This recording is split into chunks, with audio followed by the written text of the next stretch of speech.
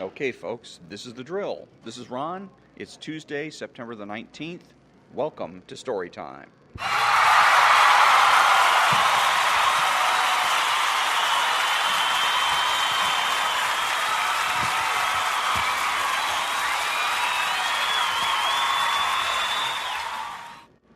In Management of the Absurd, psychologist, educator, and former CEO Richard Farson presents a series of management paradoxes designed to challenge conventional wisdom and encourage managers to re-examine their assumptions about effective leadership.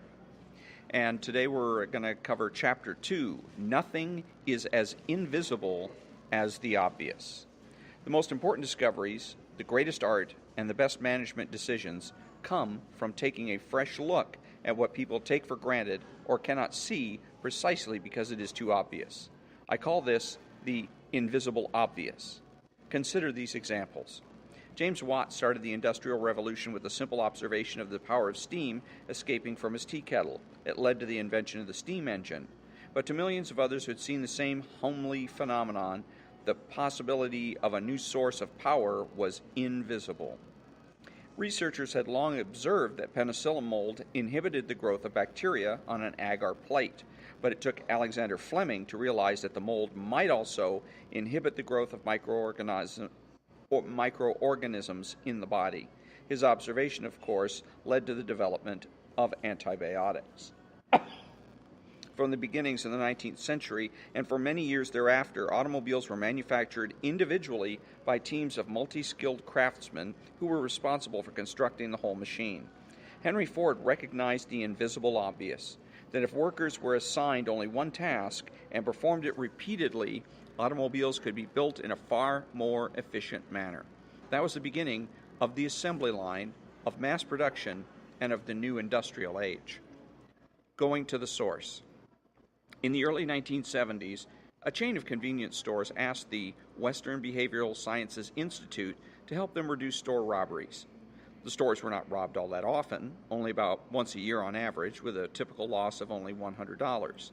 But the company didn't want its employees to be frightened, and it wanted to avoid the risk of escalation into violence. For years, the Institute had employed ex-offenders, including several former armed robbers, as research assistants on various of its behavioral science projects. One day, the obvious became visible. Robbers knew about robbing, and we turned to these ex-offenders as the major resource for our study. They told us why and how they decided to rob a store and what went on in their minds during the robbery. And they interviewed others they knew who had made their living robbing convenience stores. Having studied our findings, the company changed its store designs and a number of its practices, eventually reducing its robberies by 40%. The study became a classic in its field. Now, banks and computer companies are hiring hackers to help them develop security systems. Obvious, right? Looking for reality. The invisible obvious is a major factor in why the prediction of future trends is especially difficult. Naturally, such predictions rely heavily on knowledge of present conditions, but present conditions are largely invisible, even to those who spend their lives looking at them. In 1967, two of our most respected futurists, Herman Kahn and Anthony Weiner, published a book entitled The Year 2000. It is a stunningly insightful book, predicting, for example, the emergence of Japan as a major power, the resurgence of religions, and the growth of an exercise industry. But in it, there is no mention whatever of energy, pollution, environment, ecology, women's rights, all issues that were then present and were to become highly visible in the public press the very next year, let alone the year 2000. The reality was there to be seen, but even these perceptive observers missed it. I can remember one instance in which the invisible obvious became dramatically visible to me. In 1966, several years before the modern women's movement clearly emerged, I was a speaker at a conference of 2,000 women in New York meeting under the theme, Quo Vadis, Today's Woman. I noticed that all the speakers lined up with me on the stage were men. Anthropologist Ashley Montague, economist Eli Ginsberg, and Ladies' Home Journal editor John Mack Carter. It occurred to me then that it would be impossible to imagine that situation in reverse. 2,000 men meeting under the theme, Quo Vadis, Today's Man, and listening to 4 women, no matter how distinguished, tell them where they were going. This striking example of prevailing attitudes about women opened my eyes. What I and others had been blind to was, in that moment, painfully obvious. Discovering the obvious is always a challenge. Analysts who were studying deterrence strategies for the military during the Cold War built scenarios based on expectations that the enemy would respond rationally. Eventually, somebody pointed out what should have been obvious. One, that even a small weapon system could become a powerful force for one side if the other side thought it would be used. Two, the more irrational, impulsive, and volatile leaders were more likely to have small weapon systems, but also more likely to use them. And three, the greater the size of the arsenal, the more likely that rational analysis would govern its use, and therefore the less power it would have. A valuable service. You may have heard the story about a little boy's advice to the authorities who were unable to free an oversized truck that had become wedged under a low bridge. The lad surveyed the situation and then made the sensible and obvious suggestion that they could lower the truck by letting some air out of the tires. As the little boy proved, the invisible obvious can be made visible by anyone. It is often the most valuable service one can offer an organization, but it requires non-traditional thinking.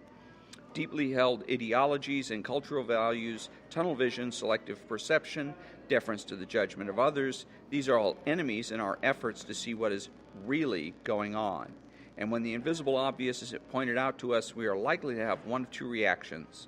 Either we will reject and ignore it, or, more likely, we will simply say, "Of course," thinking we surely must have known it all along. So, and that was Chapter 2 of Part 1. Let me see what the Part 1, which is a different way of thinking. And it is, the whole book, seems to me, but especially this chapter, is based on one overarching fallacy. And fallacy is something that is a statement that appears to be true, but upon further analysis, it is false. And the fallacy that they're using here is the fallacy of that all statements are true until proven false. And it's not so. Let me give you an example of what I'm talking about from the foreword, which was done by Michael Crichton. Let's see. It reads here on page 10, "I've struggled with certain of his ideas for years. Once he said to me that he felt people didn't learn from their mistakes, only from their successes. Instinctively, I disagreed, but by then I knew him well enough to realize that I might be on shaky ground. I turned this idea around in my head for a long time, examining my own behavior and the behavior of the groups I was involved in. I finally decided that Farson was correct for group behavior, but not necessarily for individuals, at least not for me. I'm much more likely to make a radical change after a personal failure. I will make no change at all after success. And in a group failure, the responsibility is so disseminated, the reason so uncertain, I never feel any need to change. Earlier this year, after a particularly disturbing, wrenching work encounter that I judged to be a failure, I found myself walking on the beach, plotting the steps I would take so that this would never happen again. As I considered it, I realized my plan amounted to a rather large change in the way I operated, but the failure had energized me to make a change that was probably long overdue. At the end, I nearly shouted, 'Dick, you're wrong.' I'm sure he'd just laugh and wait for me to think it through again. And certainly it is a tribute to the power of his way of looking at things, that gnawing, irritating sense that maybe he's right after all, which has made me consider his ideas in a sustained way for so long." And again, the author doesn't do anything to present any proof of any of the things that he is asserting here. He says the opposite of profound truth is also true. Again, he provided absolutely no evidence that that is so.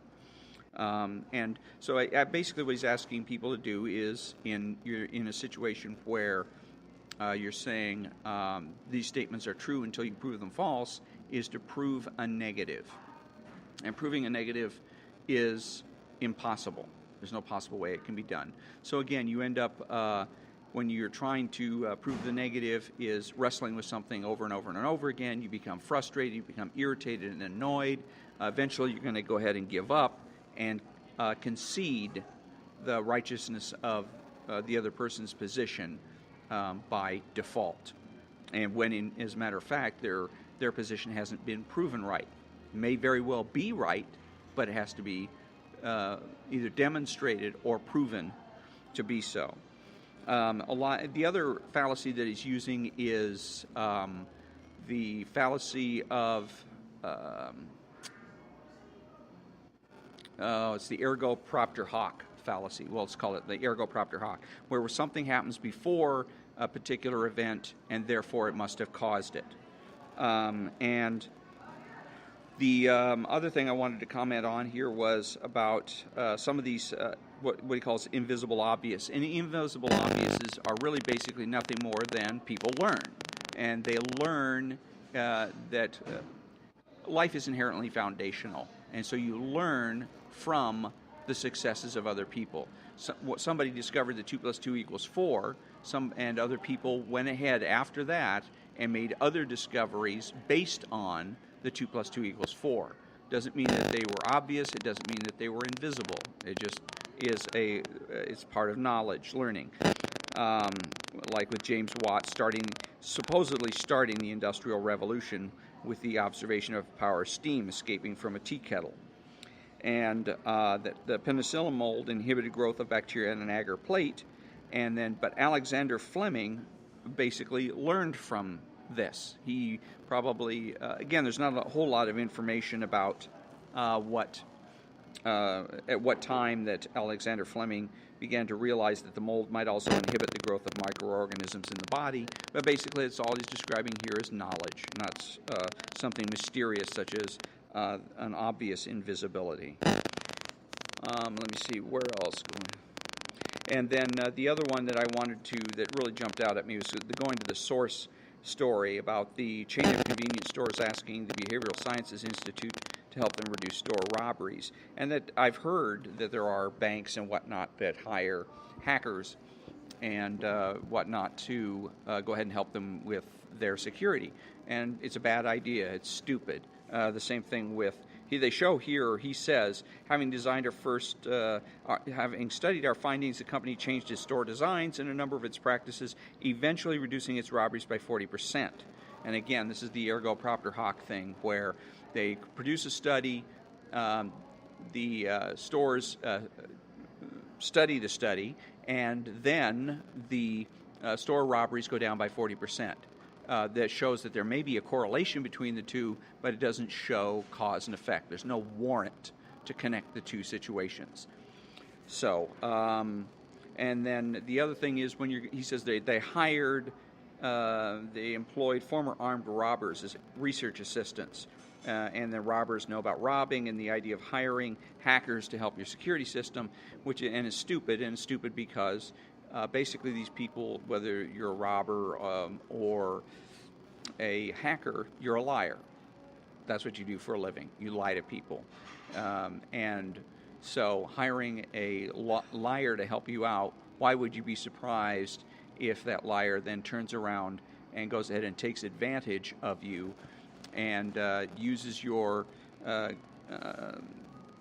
goodwill, so to speak, as a leverage to go ahead and rob the hackers going in to the banks and helping them with security systems. What's to stop them from creating some sort of a back door so that they themselves can get into the bank's records and steal from the bank and or their customers?